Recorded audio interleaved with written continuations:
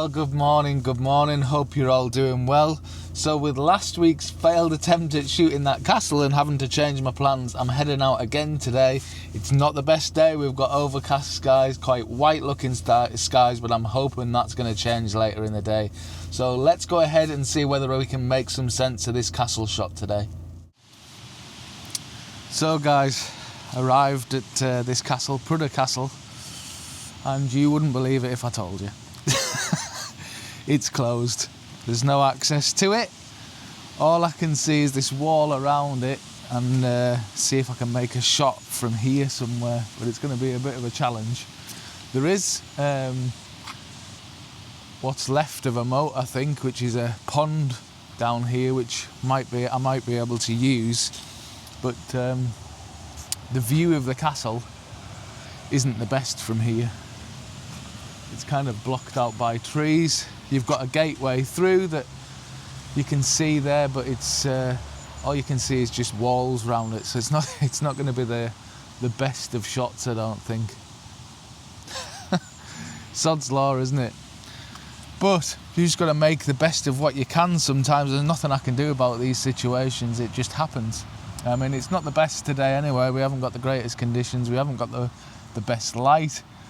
The sky's not the most interesting either, but we have to just kind of carry on and work with it. I have got some backup plans. I have seen some woodlands on the way here that have got some fantastic autumn colour in them, so definitely worth checking those out on the way back through. But it seems a shame not at least to take a reference shot while I'm here and see what I can make of this. So as you can see here, I've propped myself up against the wall and actually set the tripod on top of the wall to try and get this reference shot, and it is literally going to be a reference shot because there's no light at all and the view is very restricted, but I want to kind of grab this shot so I can come back here at a later date for sure, because it's definitely a nice place. There's definitely elements that are going to work, and even maybe it's one of those places that might not even work with all the foliage on the trees. It might have to be one of those that's more a winter shot with less foliage, so I can see through and onto the castle, because it's quite restricted here. But I think there's definitely elements to this that are going to work as a nice shot. It might be that there might be a different way to take a shot of this castle from further round to the right or something, when I can actually gain access to it, but it's all closed off today. It's National Trust property and it's all shut. I couldn't see any sign of that anywhere else, but obviously they've decided to shut today, so that's that. So, gonna grab this shot. I'm using a 4:3 aspect ratio with this, and the reason for that is it's because of where I'm having to shoot it from. Ideally, I'd probably like a 16:9 or something like that, but I want to get as much of this pond in the foreground as possible, because otherwise I'm going to be so close to this wall, and then there's the view's not really there as it is because of the trees, so I'm going to use the pond as the foreground to it and the lead into it. But yeah, just make the best of it. Simple enough shot. I'm just going to do ISO 100 f16, and I'm at roughly 1/10 of a second at the minute. I'm going to alter that as the conditions change, obviously, because the wind's picked up since I started shooting. So yeah, going to grab this shot, get this reference shot, and then we're going to move on and see what else I can find. And that's the good thing about going to these new locations. You might have noticed lately I've been exploring my local area a lot more, slightly further afield in my local area, of course, but I just wanted to see what was here, what was worth exploring, because it's only when you start to go around these places and go up all of these roads that you pass normally and don't kind of investigate, is when you find new stuff to photograph. So that's what we're going to do today, a bit of exploration.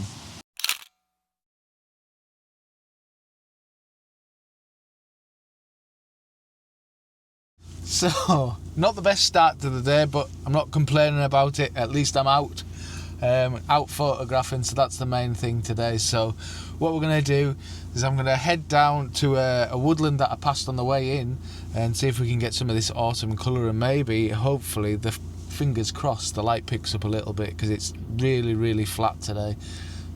Hopefully we'll get a little bit more. We'll get down there, have a cup of tea, and then get into that woodland and see what we can make of it.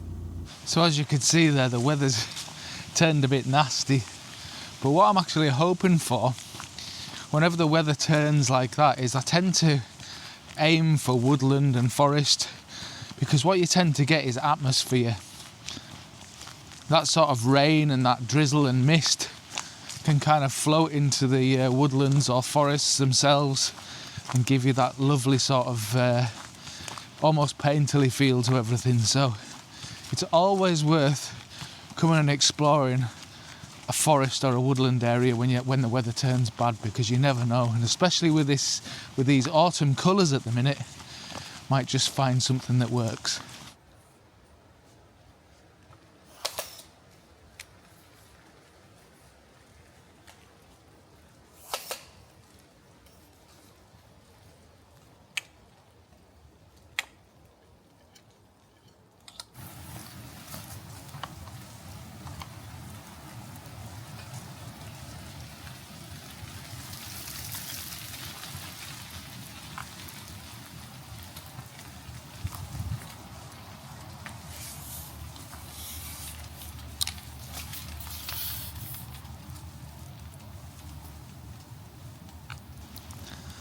So after a long day today of not really getting a shot I'm happy with, I've finally found one that I quite like. And walking through this woodland here, we've got lots of these sequoias, giant redwoods, and I think they're planted because I think we're close to a country estate where we are here. But there's lots of them through this woodland, and I've found this one here which looks great. It's got a lovely great red trunk on it, and then beyond that we've got oak trees. And then beyond the oak trees, there's another Scots pine, which is way back there. And I think the textures of all of these different trees work really well together. Now, I've tried a few different compositions, and there's quite a lot of mess down here. So I'm going to use strip pano again for this one, because that eliminates all of this clutter down here. You still get the tree off to the left, so you still see the shape and outline of it and the texture of the bark, but you just eliminate all of this clutter down here. Right, so what you'll see is, if I press record now, is you'll see this scene I've got set up. And if I just brighten it up on the screen, ignore the settings, you'll see exactly what I'm looking at. And you'll see I've got this sequoia off to the left. Now, you can't see the bottom of it, you can only see a section of it. And the reason why I've only given you part of the tree itself and gone halfway through it and not shown the whole tree is because it leaves a little to the imagination. If you basically frame it up with the tree off to a left or right and you only show part of the tree, it makes people wonder, wow, how big is that tree? And it leaves a little bit to the imagination rather than showing the whole thing. On top of that, I think it frames it really nicely. So yes, it might be a little bit left heavy because we've got nothing to balance it on the right hand side. However, what we have got when you look through the scene is you've got other trunks of trees. So you've got those other oak trees back there. You've got that one which is quite dark in the middle, almost in the middle of the frame. Then off to the left, we've got another Scots pine. And then off to the right of the frame, way back in the distance there, you can see there's some splayed out branches, and that's another Scots pine back there. So I think all these textures work really well together, and that's what I'm kind of really going for here. Now, if I open this up into a different format, so if I went into 16:9, for example, you'll see what I was talking about. You've got all of that clutter and mess at the lower section of the frame, and then you've got that rhododendron bush in the bottom there, which I'm showing part of in the other frame, but it's just really messy below it. So, and not only that, but when you open it right up, you see how much more sky I've brought into the frame as well. So if I go back to that now and bring in my crop, you'll see I've eliminated a lot of that sky. I've got rid of a lot of that mess in the lower section of the frame, but I still retain the essence of it. So I'm just going to reduce my exposure again now to what I would use. So I'm looking at the minute, I'm underexposing because I want to keep my ISO as low as possible. Now I could raise it obviously, but in here I haven't got too much wind, so I'm counting on that and just waiting for a break in it. I'm going to keep adjusting that though, because what I don't want to do is mess the shot up, because I quite like it. So the other thing that I'm going to do as well is, because this tree is quite close off to the left, I'm going to take a shot focusing on the tree itself, and then I'm going to take a shot focusing on that oak tree further back. When I focus on the oak tree, it's nice and sharp throughout the whole back section, but I think it's a little soft off to the left-hand side. So I'm going to kind of almost focus stack it with 2 shots, I think, with this. Put those 2 shots together, and then hopefully it turns out. But it's obviously we're not going to get any more light than I already have through here, so it's just a case of grabbing the shots and then waiting for the right conditions that I can get. So I'm going to grab this shot now, and if it turns out, here it is.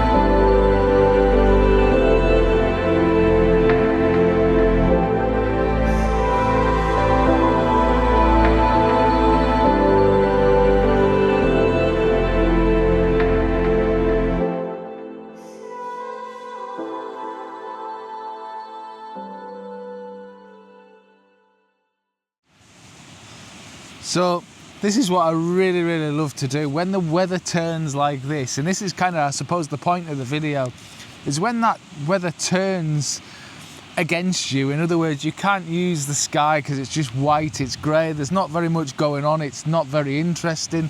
That's why I really, really like to come to woods and photograph trees, or anywhere that I can get to kind of trees really, and that kind of scene.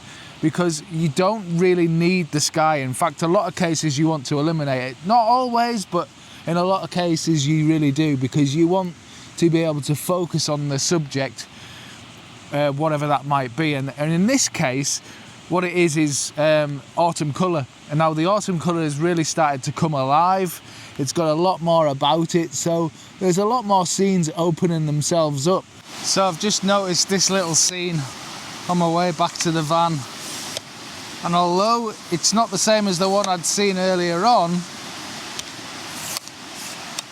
I think this will work as well, because it's got this beautiful tree covered in mosses, and then behind that we've got a beech tree which has got some beautiful colour.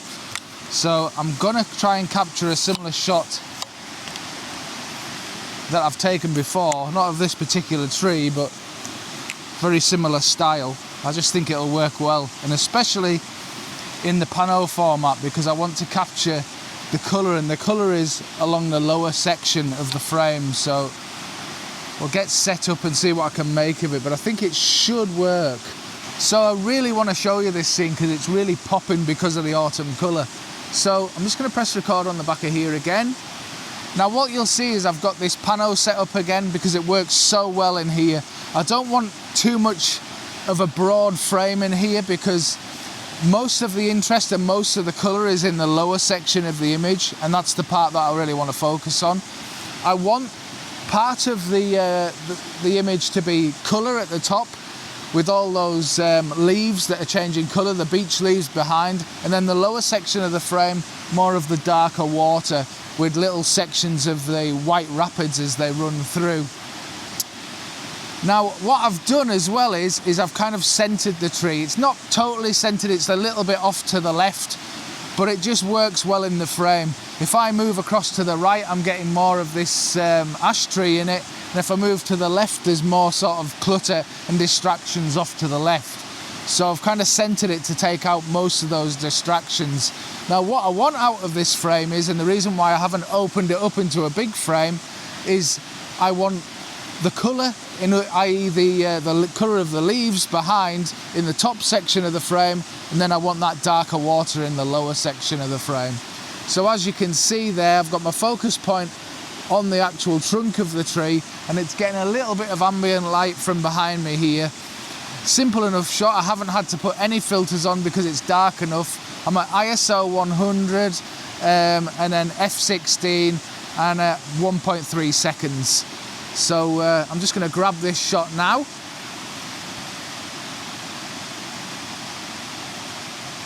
Now what I really like about this scene is, and especially where it is, because this tree is low down, it's not catching any wind, so those leaves are relatively still, so I can get away with this 1.3 seconds and not have movement in those branches. So this has really polished the day off for me, this shot, so I'll pop it up next for you.